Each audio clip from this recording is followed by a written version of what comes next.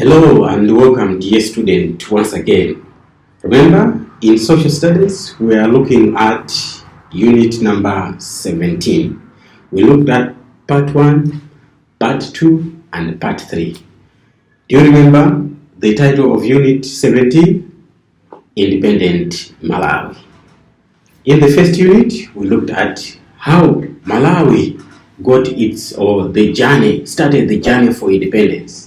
The formation of the Nyasaland African Congress, then its growth. We looked at that. In part 2, we are looking at now the formation of the Malawi Congress Party. We looked at the Malawi Congress Party with its formation, then it led up to the independent Malawi. We looked at that now the MCP was the one that ruled Malawi from 1964 up to 1994. But now, when the Malawi Congress Party entered into power, it abolished all other parties, and there was only one party that time. But then things changed. In 1994, things changed again, whereby we saw to it that now, instead of having one party, the MCP, there were many parties. Now today, we are going to look at the change from one-party system of government to multi-party system. So in this case, we're going to look at the change from one-party system, that is MCP government, to many parties, a country that is having many parties. So today, we have many parties. How did it change? So be there as we explore this lesson, a change from one-party system of government to many or multi-party system. Now, Malawi under one-party system of government, that is the Malawi Congress Party. And in spite of many socio-economic developments that we looked at, the MCP became unpopular for a number of reasons. So, MCP became unpopular. People started hating MCP. So why? Why? Number one, the president, Dr. Kamuzu Banda, became a dictator and was made life president in 1971. And nobody questioned or disobeyed him. So nobody questioned him. He became a dictator. Kamuzu Banda became a dictator. And human rights were not observed as freedom of expression and freedom of speech. So no freedom of speech. So people, you can see there, they were like afraid of Dr. Banda. So Dr. Banda was something to, a figurehead to scare people. So people were not living freely. And anyone opposing the government was detained without trial, killed, or disappeared without a trace. So during that time, anyone from 1971, when Dr. Banda was made a life president, he will be president until he dies. That's what it means, life president. Now, with that then, anyone who tried to say something against Dr. Banda was sometimes arrested, stay in prison without going to court, or sometimes they could just get them and kill them silently. You will not see them again. So many people disappeared in that way. So with that, people were not happy. And Malawian Pioneer and the Youth League forced people to buy MCP cards, attend MCP meetings, and give money or chickens during MCP meetings. You look at that. So there was the Malawi Young Pioneer and the Youth League. They were forcing people, moving in communities, in the villages. Hey, you buy the MCP card. Hey, there is a MCP meeting. Give us chicken. All those things. So it all happened during that time. So it became unpopular. Now, a number of Malawians ran away to Tanzania and Zambia in fear of government persecution. So they were called rebels, and many of them died there. For example, Yatuta Chisiza, Odon Chirwa, Kanyama Chume, Henry Pembere, Augustine Bonausi, Willie Chokani, and Rose Chiwambo all ran away. Do you remember these names? I guess you remember. These people who were saying that they ran away, Yatuta Chisiza, Odon Chirwa, Kanyama Chume, Henry Chipimbere, Okasi Bwanausi, all these, they were the first cabinet ministers of Dr. Banda, which means they worked together in the same government. But in the passage of time, when he became a dictator, now even his cabinet were not good. So he wanted even to kill them. That's why they ran away, others to Zambia, others Zimbabwe, wherever they went. Now, people were forced to line up along the road to clap hands and sing in praise of Ngwazi. So he was given the title Ngwazi. So people were lining up along the way to clap hands as he was passing by. Oh, this is our Ngwazi. Ngwazi means something that is a great warrior, something like that. So some top senior civil servants and university lecturers were arrested without trial and dismissed from work. So all those people who had the traces of speaking against Kamus Banda, no matter who they were, university lecturers, even students or civil servants, they were dismissed from work because they had some trace of maybe speaking anything against Dr. Banda. So people were living in fear.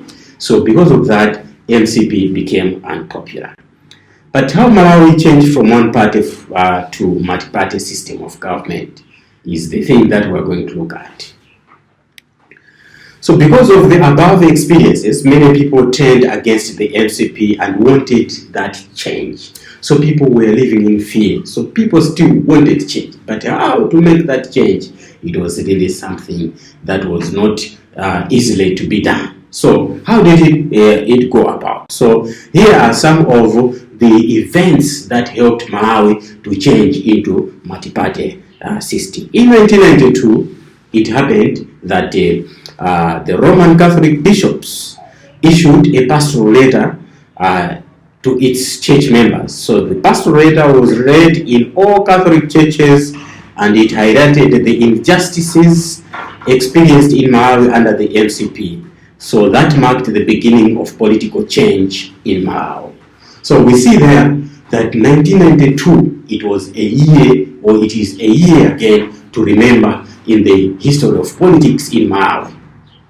So the Catholic bishops, they sat down and wrote the things that were not going, or that were not done well, injustices that were there in Malawi.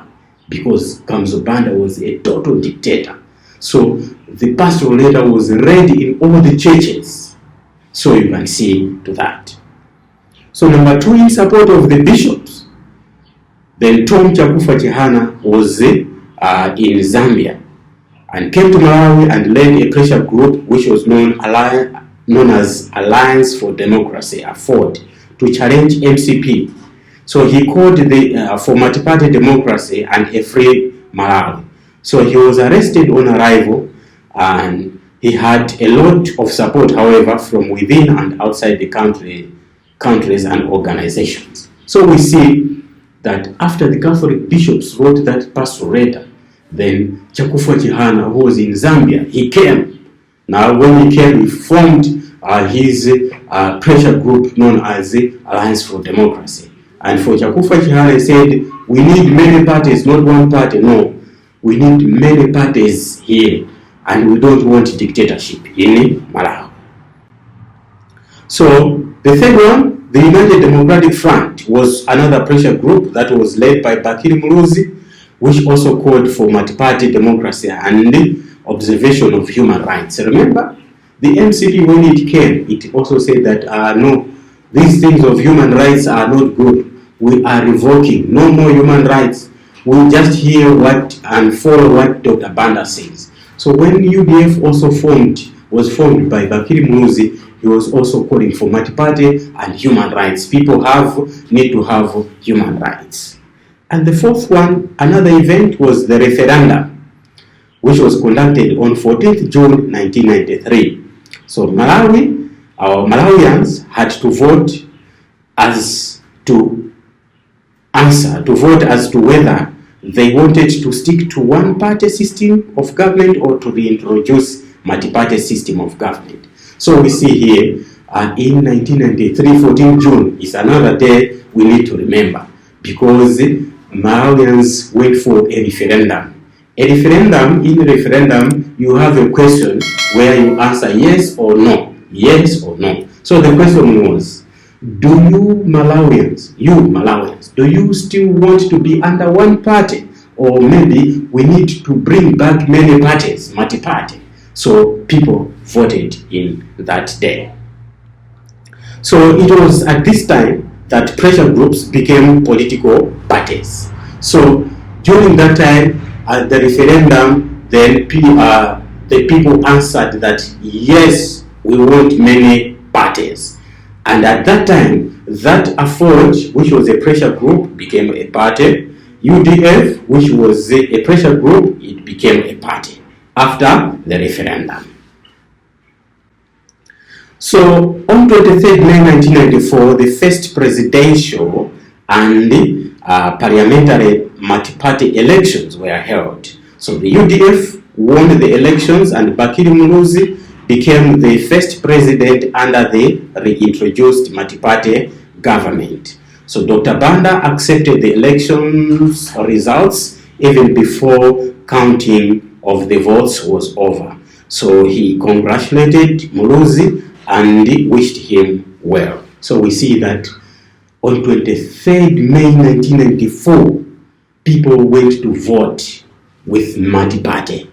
And it happened that UDF won that election. And what happened was that Bakiri Muluzi became the first multi-party president in Malawi. So Dr. Banda now accepted the defeat to say, congratulations, Bakiri Muluzi, for winning this election. So that's how Malawi changed now from one party of MCP to multi-party. And a new constitution was produced in 1995, and the Bill of Rights was reintroduced, as well as holding of regular and free elections. The judiciary was made more independent, and emphasis was made on the observations of the constitution. So emphasis was made here on observance of the constitution. So in 1995, it's another day to remember, because the Bill of Rights were reintroduced, whereby the MCP, we said that when it came to power, it said no more human rights. But then when they came, the multi-party came in, they redrew the constitution and they reintroduced the human rights. And they said, now we are going to follow the constitution. Only the constitution is going to rule Malawi. Now, let us look at advantages. What are the advantages of multi-party system of government? Number one, opposition parties are able to check on abuse of power by the ruling party. So we see that the opposition parties are always there to say, no, don't do that. They oppose the government. And there is freedom of speech and freedom of expression. People in multi-party, they speak what they feel like. They can scorn the president, whatever they think like, because they have the freedom of expression. And citizens are able to join parties of their own choice and are not forced to belong to and support any party. In a multi-party, you can belong to this party today and exit that party tomorrow, enter another party. No one is going to say, stay here, stay here. No one is going to force you. Today you can choose to belong to any party, no matter what.